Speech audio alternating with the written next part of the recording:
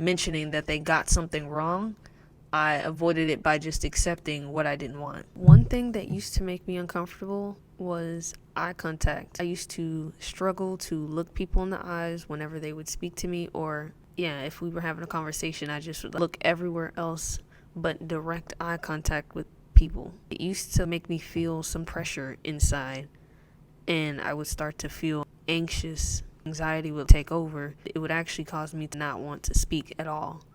It was actually really bad with men too. Not like that anymore. I can make eye contact with anybody, direct eye contact for a really long time. I can speak to people for however long I need to, man or woman. That came from me, I guess you could say, carrying.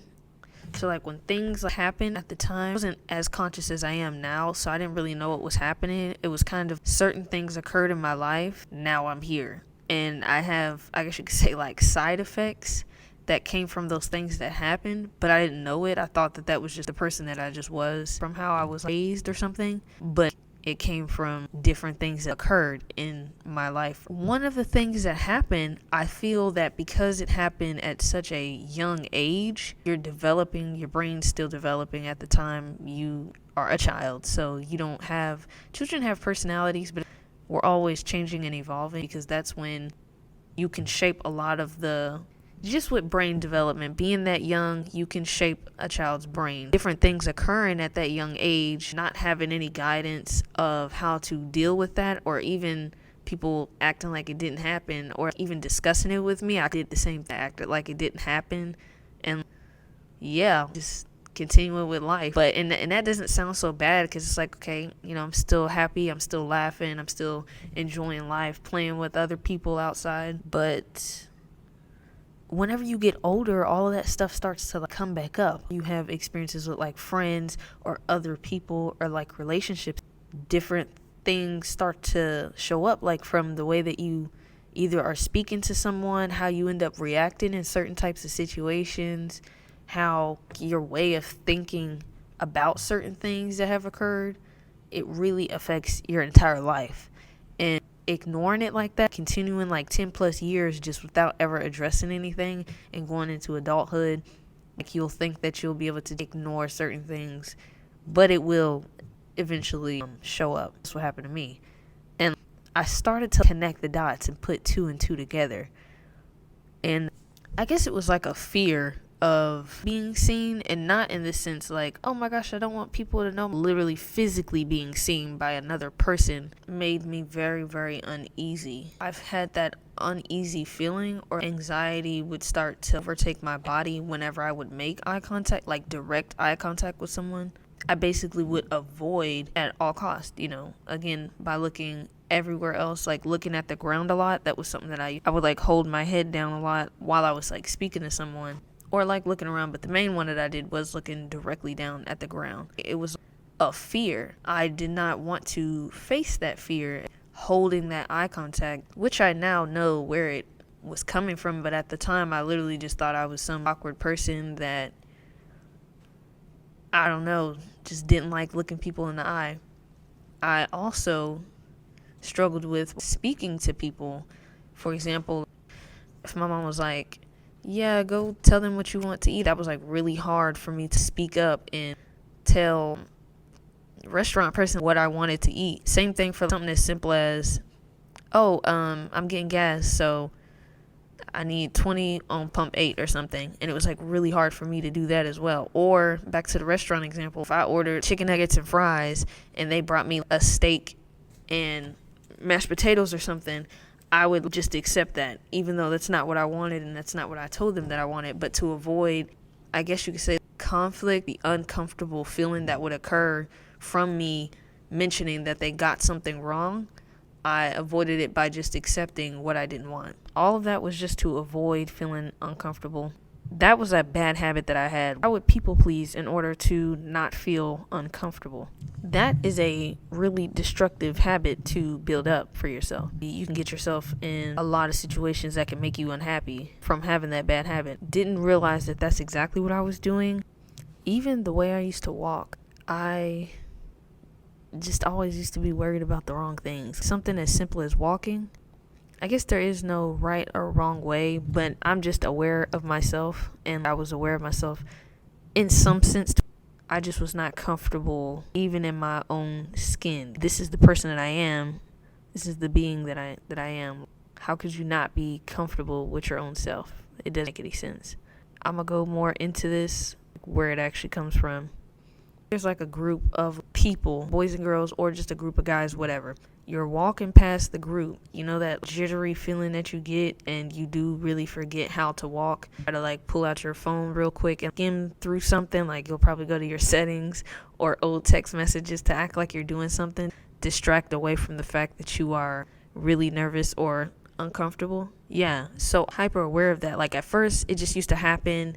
And I used to be one of those people that would bring my phone out, randomly text or act like I'm doing something, clicking on the settings, try to distract from the fact that just walking past a group of people was making me uneasy. Over time, I started to kind of wonder where that was coming from, especially seeing that the feeling was like universal. There was like multiple people like from different places where they experience the same thing, where they walk past people and it kind of shakes them up a little bit. And kind of how I ended up viewing that, you're at a very like calm energy, and then as soon as you start to approach these people, you're allowing something outside of you to disrupt the energy that you just hadn't had, you know. And to me, I was like, I don't think that's even normal, and more to that. So I kind of started to force myself to be conscious of that in the moment versus responding to it subconsciously, like out of habit, what I would usually do, which is the phone thing, to distract myself from it. But the next time that an opportunity presented itself where I'm walking past someone or past a group of people, and I could feel that, uneasy feeling that would come, I would snap into my consciousness or be conscious in the situation and literally force myself to walk how I just was walking before. And the more that I did that, to where now it doesn't bother me. Now, not everybody's going to be able to relate to that specific example, but I do know there's a lot of people that know what I'm talking about. And that's a way that you can overcome that, because it's different for every person. I guess for me, that just came from, I was already uncomfortable in my body. And in none of these examples that I considering myself a victim, because I don't see myself as a victim. Like, I personally believe that these are things that have happened in life, and it has led me to the person that I became. So I'm not bothered by any of this. I've already done, I guess you could say, like, healed from all this. I've already done dealt with and addressed that with myself. And I have a different perspective about it now. One thing I used to do a lot as a child was paint and draw, but I really did enjoy painting. And I also really love to explore. Pretty sure a lot of people could probably relate to that. You're just having fun, and you're very fluid and flowing and free as a child. I don't know what you would call the style, like just splatting the paint on there, but I would pick specific colors and splat it in certain areas. But I was also not being too restrictive with myself, being fluid with it. As far as exploring, I used to live at this place, and they had a backyard, which was gated apartment complex. It had all the apartments. Then there was a small section of a backyard, and then there was like a gate. And past that was woods or something, a broken part of the fence. As a child, I was small enough to fit through that, and I used to go inside of that part of the gate to be able to explore, which was that was pretty dangerous, honestly. Nothing ever happened, but yeah, I used to do that, and I just used to walk around and look at all the trees and look at all the different plants and stuff. It was just something very intriguing about that. And that was also around the time that I used to have a rock collection. There wasn't anything more to them for me as a child other than, oh my gosh, this looks cool, and I just dug this up from the dirt, and I randomly just found it or stumbled upon it. And so I had an entire collection of rocks. And I also used to have a microscope. There was a lot of different things I was interested in, but back to the main topic, the whole point of me bringing all that up is different ways that I used to release. Every time that I paint, it put me in a very calm state. I was just relaxed. Every time I paint, it's just relaxing. Felt good afterwards. Even if I wasn't painting anything specific, that carried on into my adult age, where I really do enjoy painting, and it just is a release for me. Different things that I used to do, I still do now as an adult. Right now, I'm feeling a bit uncomfortable, but I did not request to use this room, so that, know what I'm saying? You never know what's gonna happen. I'm literally recording a video about the uncomfortable, so like my energy is going to be fluctuating throughout this entire video. I came to a realization as I'm recording a video about that same topic.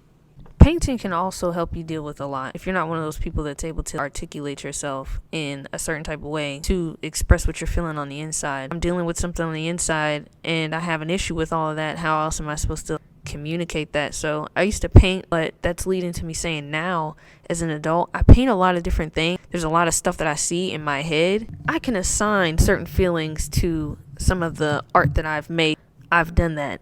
That's what's gonna also be involved in this video. I made a drawing. I'm painting, it's both. The meaning is up into interpretation. There's some people that can look at it and it speaks like a completely different message to them than the next person. As I'm recording this video about being uncomfortable, I just realized that I control myself and that I govern myself, and the only things that I can do is worry about the things that are actually in my control. Now there's some things that occur in life that are out of your control that might happen that might be really effed up, but you know, there's a lot of things that are a part of life. But yeah, as I was recording this video, and like I said earlier, I started to feel uncomfortable, but someone cannot make you, unless somebody obviously literally forces you, but things, whether the way that you're thinking or the thoughts that you have, that are creating that feeling on the inside, because you really can control.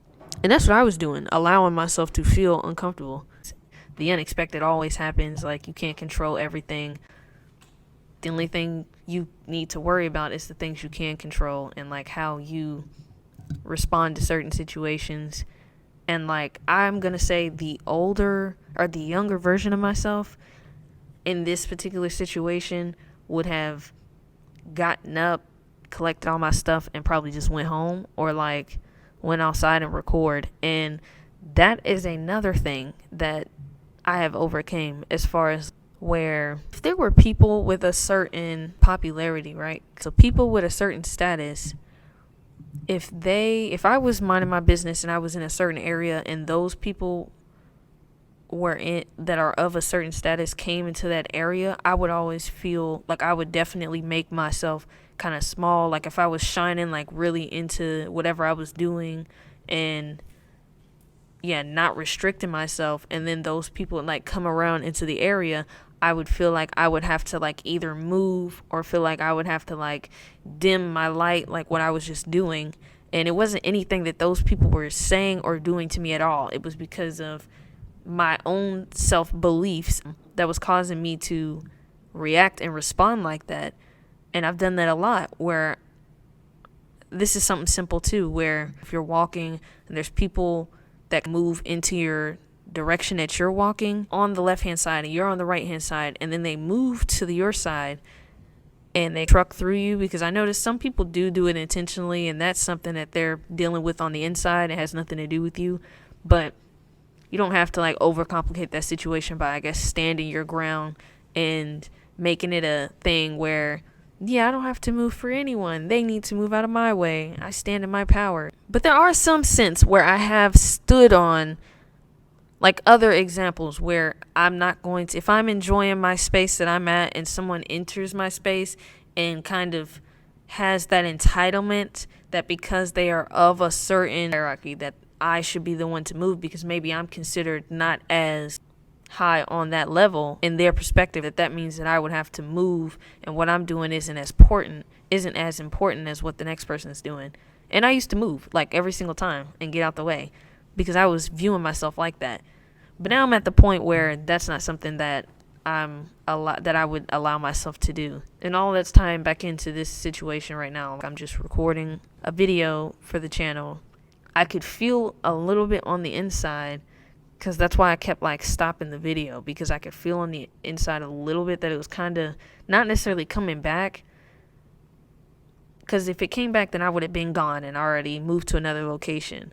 But I'm still here recording the video. But that was very interesting. This is also true about myself, but human beings have a fear of the unknown. which is why you have people like myself, how I used to be always trying to predict the future or predict what's going to happen next, or over preparing. People fear the unknown. That is 100% true. And because of that, people avoid it. Not knowing what's going to happen next is uncomfortable for some people. You can overcome all of this. You can reprogram your mind, reprogram your way of thinking and perspective in order for you to overcome the way that you are used to thinking, especially if you want to. The intentions that you just want to think differently, allowing fear to consume you and overtake you, you will miss out on many opportunities. You will miss out on life. You will go through life being scared of whatever you're scared of, or allowing the fear to overtake you. Whatever it is that you're fearing, walking through life carrying that on you will have life pass you by, and by the time 70, you didn't do nothing in your life. You didn't push yourself to overcome that. Personal growth is another thing. What I've experienced from how I used to be, and it wasn't even that long ago. Yes, 3 years is a long time, but it's really not that long ago. I hope that my personality is translating through this camera, because I know that every time I start to record, I feel a little more, I don't know how to describe it. I like to actually hold the camera and record directly on my face versus phone sitting right here and then trying to record. Something about that is just different, and I don't know. So yes, like not addressing the uncomfortableness, basically allowing the uncomfortable to dictate your life and make decisions for you. You're no longer making decisions for yourself. You're allowing fear to. That's not really living life. It kind of is something similar to survival mode in a sense. Oh, that just reminded me. I think that is because, like, if you have two ways that your brain works, it's survival mode and then there's thrival mode. That's what on to cut. That was his way of describing it. The way that, like, my interpretation, survival mode, and then it's like elevating, you know. You can either hide and be stuck and be stagnant and not live your life and do things that other people want you to do, let fear control you, consume you, let being uncomfortable keep you from making certain decisions for yourself, avoiding things that you've never done before because of you being scared, versus facing the uncomfortable, facing your fears, allowing yourself to try things that are different from what you're used to doing, allowing yourself to try new things, to basically flourish. Obviously, it's scary because of the unknown and not knowing if certain things that you're trying are going to actually succeed or not. That can keep people from wanting to try it all together and basically going back to the zone that they're used to being in, which is the comfort zone. Again, a lot of reasons why people don't get to experience the things that they want to in life. They're not willing to make those types of decisions for themselves. You have the ability to overcome anything. Like, I was gonna say anything that you want. Yeah, you have the ability to overcome anything that you want to overcome. And don't get caught up in restrictive thoughts. And something that I would like consider restrictive thoughts is, I have been wanting to do YouTube for a really long time, right? Saying, oh, because I don't have a camera, I don't have a microphone, I don't have an LED light.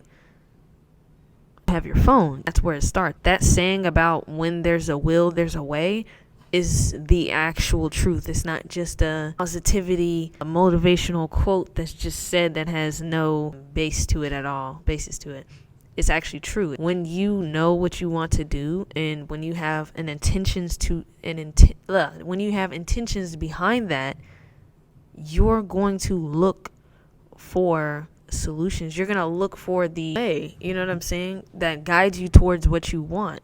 You're going to look for those questions, you're gonna find the answers to them. Yeah, when you are wanting to do certain things in life and it's genuine interest, you're definitely going to figure out how to do that. You're gonna find the things that will lead you to the outcome that you want through trial and error. Also, the whole thing about conquering your fears, facing your fears, that's also about personal development. When I think about back how I wasn't doing any of that. It was like if there was something that scared me, if there was something that made me uncomfortable, if there was things that would cause me to have that eerie, not feeling very confident feeling, or anxiety, it would bring up a bunch of certain feelings that would be classified as negative feelings. I completely avoided it, and that's part of the reason I think for 2 years at that time it was like stagnant. There was zero personal progress, like inner work progress and outer progress as well. Also, just thinking that that was life, which is crazy. There is so much more to life whenever you do start to face the things that you are scared of and try things you've never tried before. That's where journaling comes in. That was another thing that I found helped me. I also talk to myself too. Like, yes, you can think about the things that you are feeling on the inside, but writing them down actually can help bring certain things to light. Because I didn't know that certain feeling that I was getting was just me feeling uncomfortable.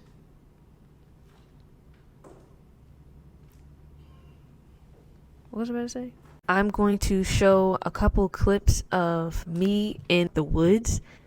I walk in this direction multiple times throughout the week or within the month just because I enjoy it. Like I said, I really do love to explore and just kind of just be there and enjoy the environment, really. I decided to make a drawing, and it's also a painting as well.